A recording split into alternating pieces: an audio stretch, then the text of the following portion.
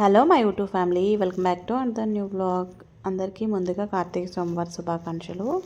So మీ అందరూ పూజ బాగా చేసుకున్నారని ఆశిస్తూ నా పూజ మీతో షేర్ చేసుకుంటున్నాను అనమాట. ఎర్లీ మార్నింగ్ 4:30కి అలాగే లేచి ఇంకా ఇల్లంతా క్లీన్ చేసుకొని నేను కూడా రెడీ అయిపోయాను అనమాట.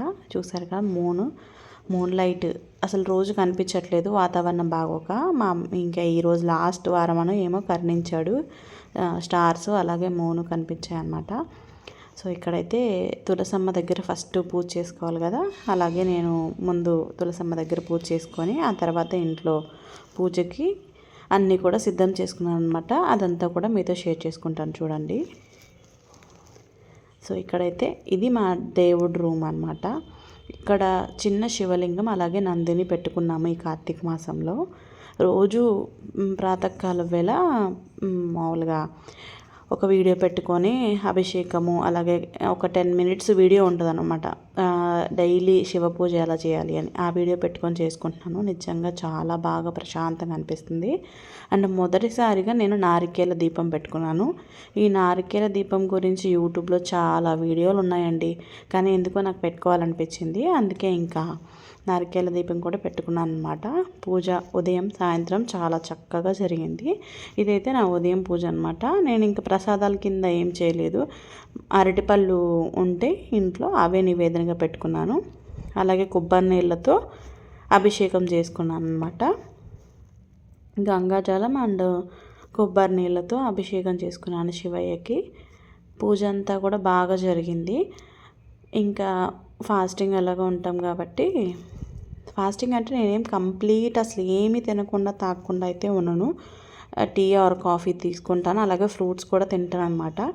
ఉపవాసం అంటే అచ్చం అన్నం మానేసి ఏదో టీవీ చూసుకుంటూనో లేకపోతే ఏదో చిట్ చాట్ చేసుకుంటూనో ఉండడం కాదు కదా. ఉపవాసం అంటే దేవుడికి దగ్గరగా ఉండాలి. రూల్స్ అనేవి ఒక్కొక్కరు ఒక్కొక్క విధంగా పెట్టుకుంటూ ఉంటారు పూజలు చేసేటప్పుడు. బేసిక్గా చెప్పాలి అంటే ఆ రూల్స్ అనేవి మనల్ని దేవుడికి దగ్గర చేసేలాగా ఉండాలి తప్ప దేవుడికి దూరం చేసేలాగా మనం పెట్టుకునే రూల్స్ ఉండకూడదు. అమ్మో ఇన్ని చెయ్యాలా అయితే పూజ మానేసేద్దాము అని అనిపించకూడదు. ఏది సరే కనీసం కడ్డీలు వెలిగించినా సరే ఈరోజు పూజ చేసుకోవాలి అనే మనస్తత్వం ఉండాలన్నమాట. అప్పుడు మనం దేవుడికి దగ్గరగా ఉంటున్నట్లు. ఇదైతే గుమ్మం ముందు నేను వేసుకున్న ముగ్గు, డైలీ వేస్తానులేండి. సో ఈరోజైతే స్పెషల్గా ఇంకా ప్రతి వీక్ నేను గడప పూజ చేసుకుంటాను. అలాగే ఇంకా మండే కదా, గడప కొంచెం పచ్చదనం తగ్గినట్టు అనిపించేసరికి మళ్ళీ గడప పూజ చేసుకున్నాను అనమాట. దాని నెక్స్ట్ వచ్చేసి ఇంక ఇది ఈవినింగ్ పూజ. ఈవినింగ్ కూడా అభిషేకం అదంతా ఉంటుంది. 10 minutes వీడియో అని చెప్పాను కదా, చక్కగా అది పెట్టేసుకొని ప్రశాంతంగా చేసుకున్నాను అనమాట ఒక 10 minutes.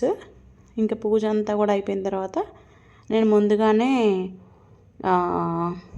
సామెలు అన్నం అలాగే నెక్స్ట్ వచ్చేసి బెండకాయ పులుసు చేశాను. సో అదనమాట.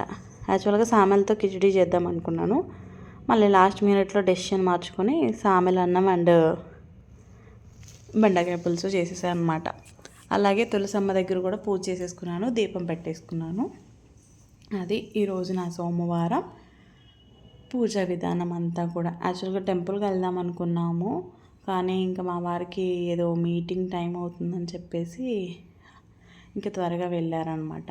సో అందుకే ఇంకా ఈవినింగ్ రావడం కూడా లేట్ అయిపోయింది. ఇంకా అందుకే గుడికి అయితే వెళ్ళలేదు, ఇంట్లోనే పూజ బాగా చేసుకున్నాను. మీరందరూ ఎలా చేసుకున్నారు ఏంటి అనేది కమెంట్ చేయడం అస్సలు మర్చిపోవద్దు.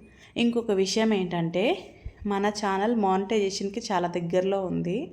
మీరు సపోర్ట్ చేస్తే కనుక చాలా త్వరలోనే మన ఛానల్ మానిటైజేషన్ అయిపోతుంది. మీకు తెలిసిన వాళ్ళు కానీ మీ ఫ్రెండ్స్ ఆర్ చుట్టాలకు కూడా మన ఛానల్ గురించి కొంచెం చెప్తే వాళ్ళు కూడా సబ్స్క్రైబ్ చేసుకుంటే చాలా త్వరగా మన ఛానల్ అయితే మానిటైజేషన్ అయిపోతుంది అనమాట. తప్పకుండా ఈ వీడియో చూసే వాళ్ళు నాకు హెల్ప్ చేస్తారని ఆశిస్తూ మళ్ళీ ఒక మంచి వీడియోతో కలుసుకుందాం.